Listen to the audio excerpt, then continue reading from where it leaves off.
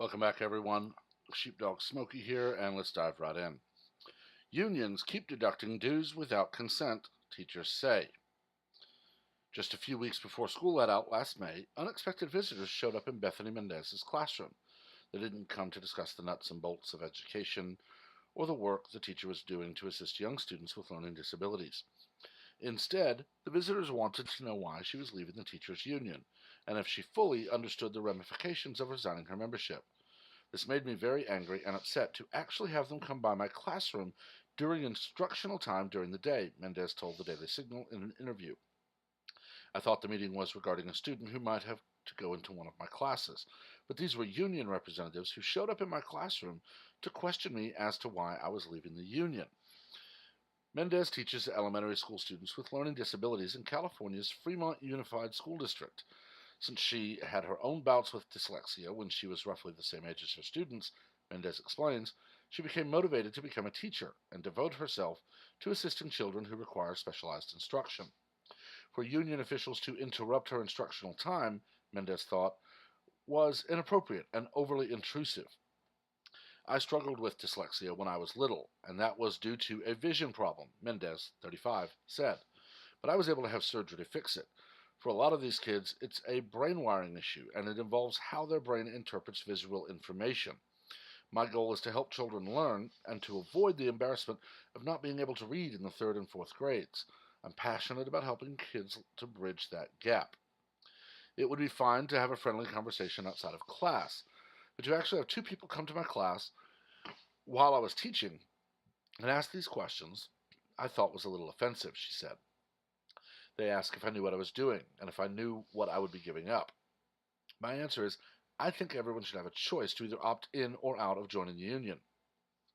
Last June, in a 5-4 ruling, the U.S. Supreme Court struck down mandatory union dues and fees for public sector workers. In their decision in Yanis versus American Federation of State, County, and Municipal Employees, the justices said agency shop laws requiring non-union government workers to pay union fees violates the First Amendment rights of workers who object to the political agenda of public employees' unions. In March, Mendez joined with four other teachers to file a class action lawsuit in federal court against the California Teachers Association and several local affiliates, alleging that the teachers' unions continued to deduct dues from their paychecks in violation of the Supreme Court's Janus rulings. The lawsuit also names the National Education Association, California Attorney General Xavier Becerra, local school districts, and local unions as defendants. Contrary to what union officials have argued, the teachers who signed union membership cards last year did not provide the California Teachers Association or local affiliates with affirmative consent to deduct dues. Mariah Gondiero, a lawyer with Freedom Foundation who represents the suing teachers, told the Daily Signal. These membership forms don't include sufficient waiver language as required under Yanis, Gondiero said, adding, the unions are arguing they can lock people into these contracts because they've signed these forms, but they don't tell employees that they have an option to not fund the union. They don't tell people that they are leaving out important facts. The teachers can't consent to something they didn't know about, and they did not know their rights. The Daily Signal sought comment on the lawsuit from the California Teachers Association and the National Education Association. Frank Wells, a communications official with the California Teachers Association, responded in an email. This is just another lawsuit from the Freedom Foundation to continue their attack on public education and public employees, Wells said. Their backers have a lot of money to spend, so it's likely these and other attacks will continue. I'd follow the money. That is the real story here. A natural reaction. The National Education Association did not respond to requests for comment.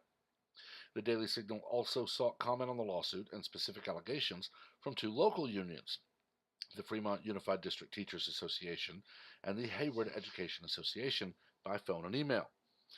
Hayward union officials referred a reporter to the state union, while the Fremont local acknowledged the request for comment and said it would be forwarded to the local's president. The Daily Signal also asked the California Teachers Association's Wells whether he would like to respond on behalf of the local unions. He had not commented further at publication time. Supreme Court and affirmative consent. Under the High Court's Janus rulings, teachers and other public employees must offer affirmative consent before a union may withhold fees from their paychecks, Gondiero said. In his opinion for the majority, Justice Samuel Alito said automatic deduction of union fees from a non-member's wages without consent violates free speech rights. Freedom Foundation, a free market think tank based in Washington state, filed an amicus brief in the Janus case asking the Supreme Court to outlaw opt-out arrangements that put the burden on non-members to halt collection of union fees from their paychecks. Public employees must make a deliberate choice to opt in to paying union fees, Alito said on behalf of the court majority, writing, "Neither an agency fee nor any other payment to the union may be deducted from a non-member's wages, nor may any other attempt be made to collect such a payment unless the employee affirmatively consents to pay. By agreeing to pay, non-members are waiving their First Amendment rights, and such a waiver cannot be presumed." The Janus ruling affects about 5 million government employees in 22 states who no longer are required either to join a union or pay related fees as a condition of employment. Mark Janus, a child support specialist at the Illinois Department of Health Care and Family Services, was the lead plaintiff in the lawsuit and gave the case its name. The opt-in requirement is something the Freedom Foundation really advocated for before Janus was decided, Gondiero said, adding, "The reason why is because unions are in a powerful position, and history shows they take advantage of vulnerable workers.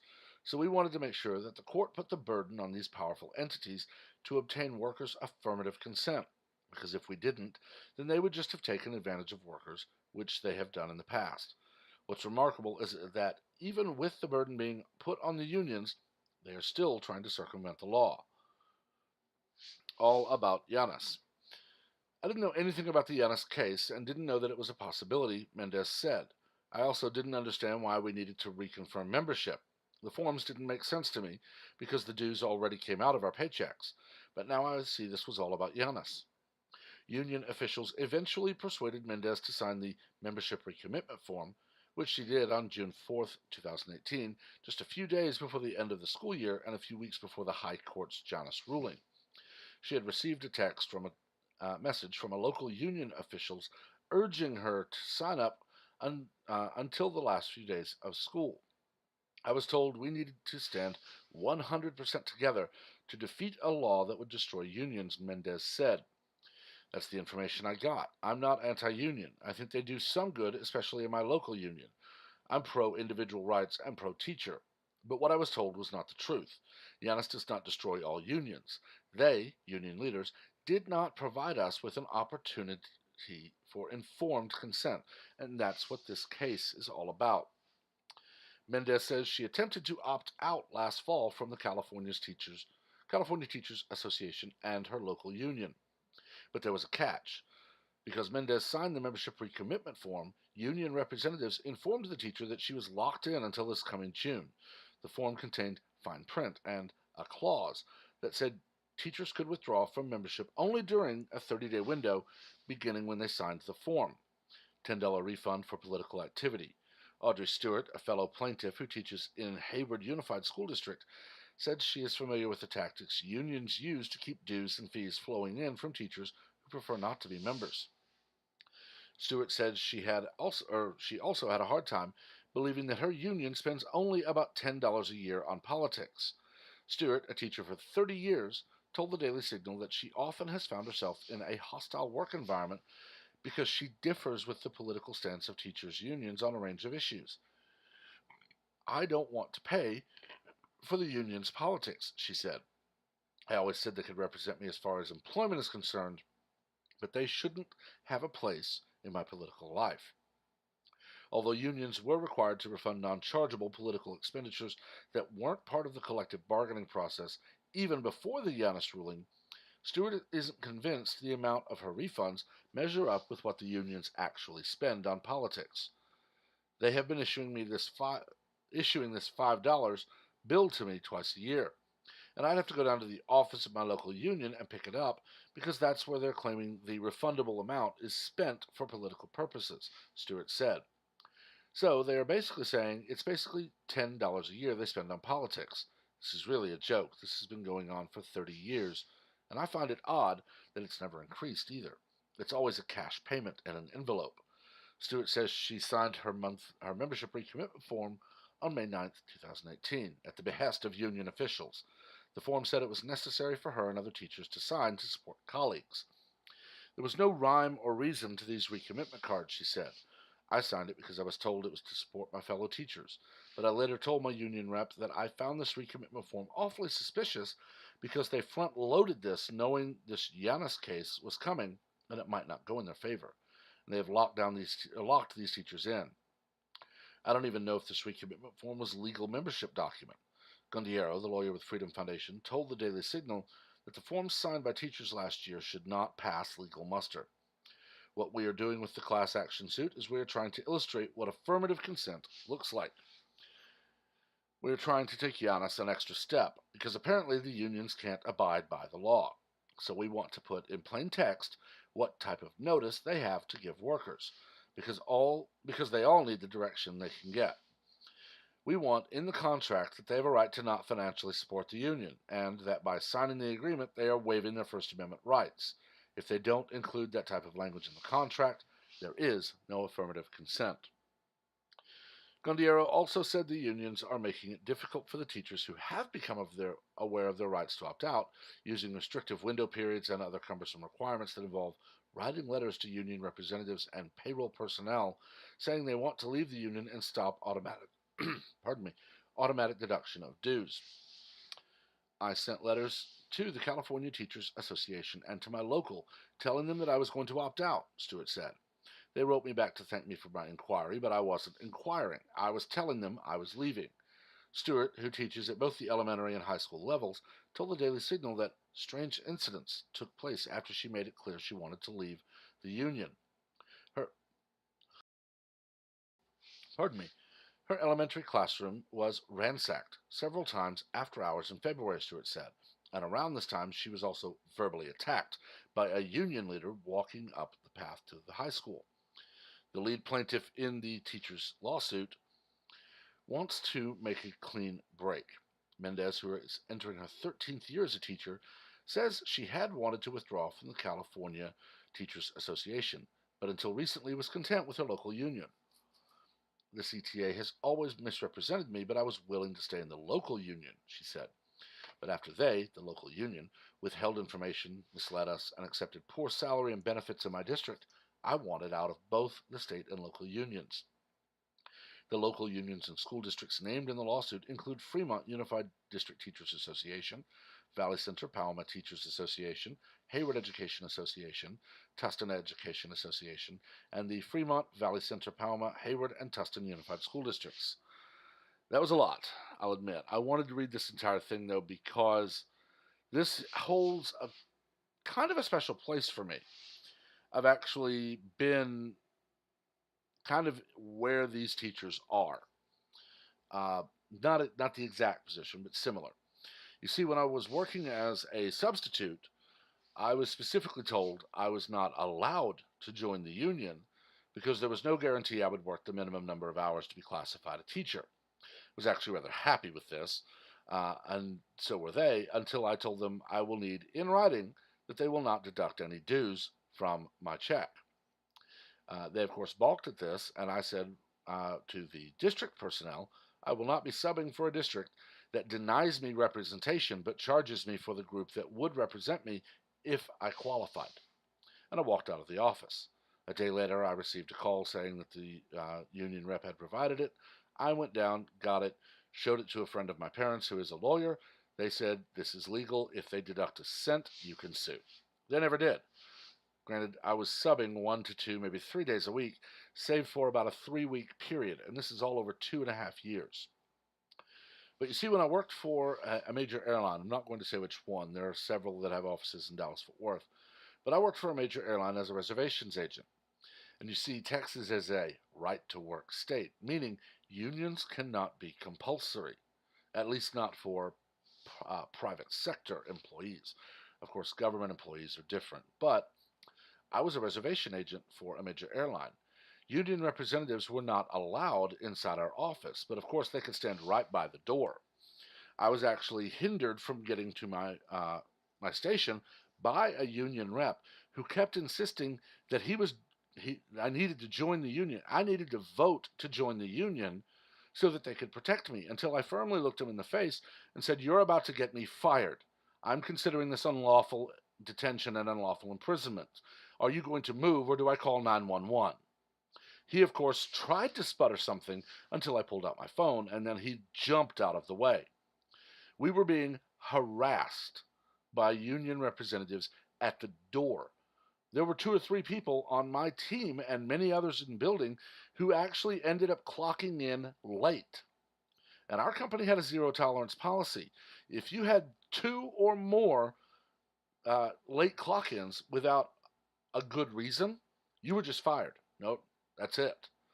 And one of them actually dialed her boss and kept the phone at her side so that her boss could hear the union rep not letting her in the door. Her boss comes to the door, taps the union rep, and says, "My employee is now 10 minutes late for work. If you want to convince her you're going to do good for her, let her go to work." And the union rep still tried to argue.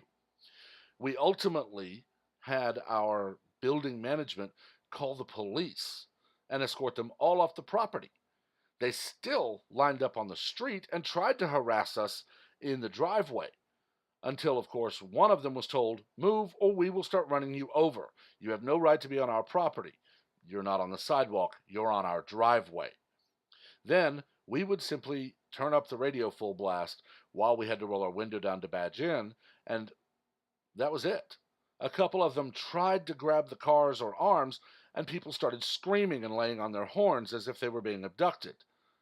We later found out that we had had 4 votes. I was very new to the company, but the company had held 4 votes in 16 months asking if the reservation staff nationwide wanted to join this new union. All the reservations offices were in right to work states. They could not make it compulsory. And every time the union was voted down by over 85%. Over 85% of employees did not want a union. So instead of just delivering literature and making it look good, they were harassing us.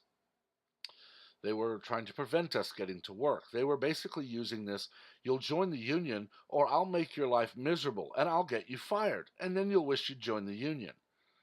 I've also been a firefighter. I was a volunteer, and luckily for me, volunteers are not required to join the IAFF. Of course, full-time are. A friend of mine worked for a large defense contractor, though, and being a defense contractor, he was required to join the union. And while I was living with him for about a year, year and a half, helping him rebuild his home, more than once, I forget the exact number, but more than once, the union forced the employees to go on strike. While on strike, earning nothing because you're not paid if you don't work, the dues still had to be paid. Those who could not find another job that they could just walk away from were told, "We'll just collect all of the dues you miss when we let you go back to work." The union reps were still making their high salaries, while those they represent were told, "Nope, we're not done yet. Stay on strike." And when they're done, the deal they get is paltry. Unions used to be good. They were started in the early days of industrialization, when children would work 12 to 16-hour days in horrid conditions. So they did some good. They got us child labor laws and they got us other things.